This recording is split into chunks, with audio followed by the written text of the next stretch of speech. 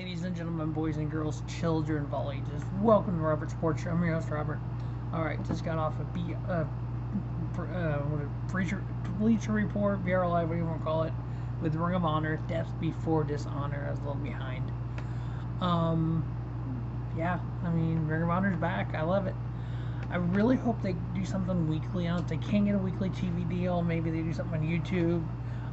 Honestly, I don't think you need to take away a dark or a Elevation. You can, but I mean, whatever you want to do, take away dark, give it to Ring of Honor Dark.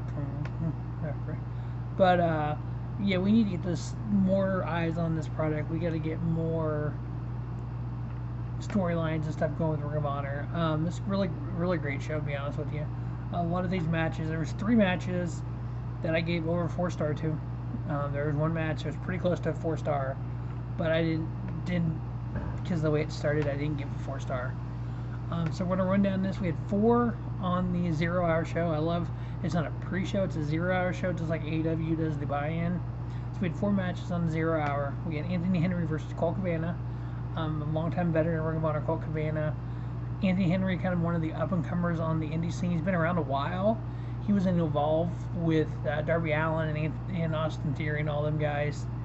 He's done a lot of stuff in action wrestling and throughout the independents. I know he's been doing some stuff on Dark with JD Drake in his corner, the Workhorsemen. They've had a couple matches on Dynamite. But yeah, I love this match. It's a good starting match. You had the veteran Colt Cabana, the Ring of Honor fans behind him. Colt getting a victory. I ended up giving it 3 1/4. Next up, we had a tag team match with the Shinobi Shadow Squad, Cheeseburger and Eli Isom versus the Trustbusters, Daivari and Slim J. Slim J was a Ring of Honor original. He was kind of that cruiserweight X Division kind of craziness guy before that was cool. It was a nice little match, back and forth little tag match. The Trustbusters get the victory, Daivari and Slim J. I give it 3-star. It wasn't bad. It was one of those kind of, yes, it needed to be on a 0-hour type show. It wasn't a main card kind of show. Next match, we had a 6-man tag. I know there's a lot of talk before this match about the winners of this getting the 6-man tag title match eventually. We had an acquisition happen. We had Prince Nana, my buddy, from Ring of Honor Chapter 2 Hate back in July of 2010. Me and Prince Nana had a little back and forth. It's on the DVD if you got to check it out. Maybe I'll kind of record that and throw it up here one of these days. But yeah, I mean, I was introduced to Ring of Honor in October 2009. Clash of the Contenders by Ring of Honor in Collegeville, Illinois. So yeah, me and Nana go way back to 2010. But yeah, I guess Prince Nana bought Tully Blanchard Enterprises. Random. But yeah, the Embassy is back in Ring of Honor. Gotta love the Embassy. But yeah, we had Zayne, Blake Christian, Tony Deppen, basically Team Game Changer Wrestling, going up against the Embassy, Brian Cage, Kaun, and Toa Lona. This was more just the Power Guys against the High Flyers. Power Guys kind of got the best of them. It's a really good match, I thought. You know, I thought the High Flyers, Zayne, Blake Christian, Tony Deppen held their own. Tony Deppen is not afraid of no one. I mean, he was going freaking right in the face of Brian Cage. Brian Cage, the Embassy, got the victory here. I did give it 3.5. I enjoyed it. I thought it was a really good match.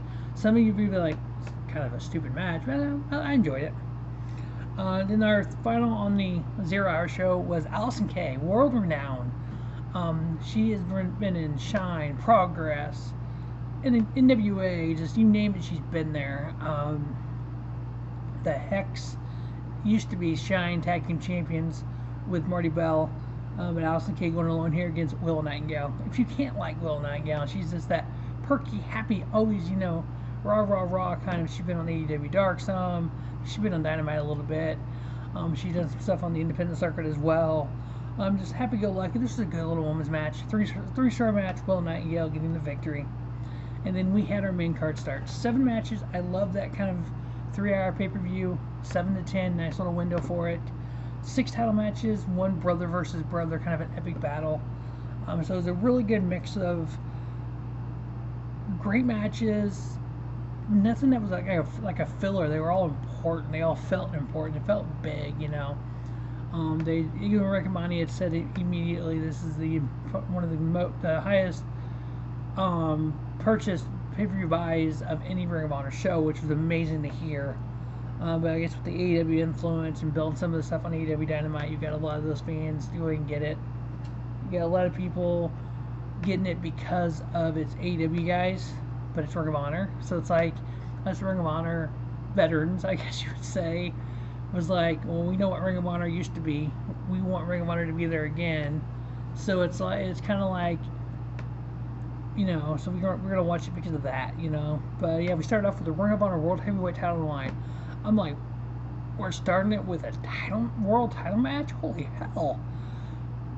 As soon as they announced that, as soon as they had Claudio Castognoli come out, I'm like, okay, if we're starting this with a world title match and then the tag titles are main eventing, we're gonna have title change in the main event. Oh, sweet. Yeah, we'll get there. But yeah, Jonathan Gresham, one of the greatest technical wrestlers in pro wrestling today, versus Claudio Castognoli, who, again, technical wrestler, can go out there and brawl with the best of them. As William Regal said, Claudio has the best European uppercut ever, better than Dave Taylor. Dave Taylor's the one that taught him how to do it. But yeah, getting William Regal on commentary during the Blackpool Combat Club matches is awesome. This was a hell of a match. You had Gresham working on Claudio's knee because, you know, the mat base. You had Claudio working on Gresham's back. It was just kind of that methodical kind of pick your opponent apart kind of, you know, brawl. Claudio getting the victory, becoming Ring of Honor World Heavyweight Champion. Long time coming. His first ever World Championship for Claudio. He's been a tag guy most of his life. 4 1/4 star match. I'm between 4 1/4 and 4 1/2 on this. Just amazing to see the first match of the card being a world title match, 1, number 2 being a title change. I was really hoping Chris Hero would come out. We reformed the Kings. That would be awesome. But it didn't happen. You know, I had confetti and everything for Claudio, which was great. Part of me thinks this is because he was supposed to get pushed in WWE, but he didn't. And I think Tony Khan was like, you know, we're going to push him to the moon because he's that freaking good. And you got somebody to talk for him, William Regal. He's part of the Blackpool Combat Club. Whew. Next up, we have the Ring of Honor 6-man titles. They brought him back. At one time, there was talk, I thought, of them getting rid of him because this is the first time we've seen him since Final Battle. But yeah, we have the Ring of Honor 6-man titles on the line. We had champions of Righteous, which is Vincent, Dutch, and Bateman, which is unique here because Vincent is part of Honor No More in Impact Wrestling as well. But Bateman and Dutch are not. So, but yeah, we against Dalton Castle and the boys, Boy 1 and Boy 2. We did find out today, which I already kind of knew this because of OVW, how Valley Wrestling is. Boy 1 is Brent Tate, and Boy 2 is Brandon Tate. But yeah, Dalton Castle and the boys going after the Ring of Honor 6-man titles. Dalton Castle and the boys getting the victory there. It was an okay match. Wasn't anything just more spectacular than else. It was kind of just there. It was almost like the kind of match where Tony Khan was like, I want the 6-man titles, but I don't want the Righteous, so we need to get titles off of them. I guess I'll deal with Dalton Castle, and so we need to get titles off of them so we can have title change. So it's all new titles. All the titles have changed since Tony Khan bought the company. That's kind of what this felt like to me. Dalton Castle and the boys getting the victory, 2 3/4 star. Next up, we had a Ring of Honor Pure title match. Daniel Garcia, the Splitters Entertainer of Jericho Appreciation Society, versus Wheeler Yuta of the Blackpool Combat Club. Once again, we had William Regal on commentary, which is always epic as hell. Pure rules: 3 rope breaks. If you hit with a closed fist, you get 1 warning. The second one, you're disqualified. Anybody interferes in a Pure Rules match, they are automatically fired from the company. So yeah, this is actually a super good match. Daniel Garcia, Wheeler Yuta. Watch both these guys come up through the Indies, through IWTV, through the Independent Wrestling Television Championship. They both had. Wheeler Yuta had that for a while. Wrestling Beyond Wrestling. Great pure match. Only one rope break in the entire match in 20 minutes, which was amazing. Daniel Garcia, he used one rope break. Otherwise, it was just in the middle of the ring, two wrestlers going at it. I mean, Daniel Garcia in this instance, it wasn't a professional wrestler. But yeah, Willow Yuta getting the victory at pinfall. 3.5-star match. Great little match. I loved it. Both these guys are kind of like, they're perfect for the pure title, for the TV title kind of guys, because it's like they're not to the main event level yet, but you can build them up. Having both these guys on Dynamite, on AEW doing stuff with the different factions, now you put them on here, kind of one-on-one, it's almost like perfect thing that Ring of Honor was built for. I really hope that Tony Khan keeps Ring of Honor going like he said he was going to, like he has so far. Unlike what Vince did with WCW, it's almost like Ring of Honor can be that kind of, you bring people to Ring of Honor, you sign them like Briscoes, you sign them to Ring of Honor, you sign certain people to just Ring of Honor. You got people that are just AEW, and then you get people that go in between. Here's the thing with the 6-man titles. You can do Cole and Red Dragon versus Omega and the Bucks in a millisecond. Build them up, boom, put a title on it, run it that way. And have those titles on AEW when you have a Ring of Honor pay-per-view. People tune in, oh, Adam Cole's on here. Ooh, Kenny Omega's on here. Next up, we had brother versus brother. This is one of those matches. It's more like both these guys are known for high flying. Roosh versus Dragon Lee. Dragon Lee's more of a high flyer than Roosh is, but again, they both are great at that. Roosh, former Ring of Honor World Heavyweight Champion. Dragon Lee, former Ring of Honor Television Champion. Great kind of, we've seen a lot. Pentagon and Fury Phoenix. We've seen Hardys. We've seen all these brothers versus brothers before, but yeah, great little match here. Roosh getting the best of his brother here. 4-star match. It was some high flying, but yeah, it's just a really good match for me. Roosh getting the victory there. Next up, we had probably one of the best women's title matches I've seen in a long time. We had the ROH Women's World Heavyweight Championship. Is I think how they call it, or Women's World Championship or something like that. Serena Deeb versus Mercedes Martínez. Martínez champion. We know she's won the championship recently. Great back and forth match. Serena Deeb is underrated on what she can do in the ring. Her in-ring ability far outweighs her personality and her mic skills. But Mercedes Martínez, both of these women are veterans of the industry. Both of them have been fired by WWE more than once. Both of them have done stuff on the independent circuit, along with stuff for AEW. Mercedes Martínez getting the victory. 3.5 stars what I gave this. I just enjoyed the just hold for hold, move for move part of this match. How they would counter each other, and they kind of, it's like they knew what was coming, but they couldn't do anything about it, kind of deal. Next up in our sub-main match, we had the Ring of Honor Television Championship on the line. We had Jay Lethal versus the Samoan Submission Machine, the Samoa Joe Ring of Honor TV Champion. This, I love the build-up for this. I love the fact that we have the Ring of Honor library. So when we do a match like this, we can go back to the beginning of Ring of Honor when Jay Lethal was the student of Samoa Joe, and how Joe brought Lethal along, and how Joe ended up beating Lethal and kind of turning his back on him. Like, you know, I taught you everything you know, but I didn't teach you everything I know. I'm still better than you. And you bring it forward to 2022, and these guys going out there, they had a match within a match. They had a match before the match started outside the ring, more of a brawl. To me, that took away from it. But what they did once they got in the ring, once the bell rang, it was just that kind of, you know, cat and mouse game with these two. What they, you know, the fact that Joe taught Lethal so much, but not everything. So it's like Joe knew what Lethal knew, but he knew more. Lethal still knew stuff. But yeah, it was a great back and forth match. I love the dynamic here. Joe getting the victory. Lethal doing everything he can, all the underhanded stuff, because he's, you know, kind of that kind of guy now. End up giving it 3 3/4 star with Joe retaining the title. And then we have the Ring of Honor tag titles, 2 out of 3 falls. The Briscoes versus FTR. FTR, the Ring of Honor World Heavyweight Tag Titles. The IWGP World Heavyweight Tag Titles, the AAA Tag Titles. The only thing you don't have is the AEW titles, and I think that's coming. I really do think they're going to end up doing that. But yeah, talking to Ian Marcavani and Caprice Coleman on commentary, just going on and on about how the Briscoes signed a long-term deal with Ring of Honor, which tells me they're not going to be on AEW, which is fine. I get why.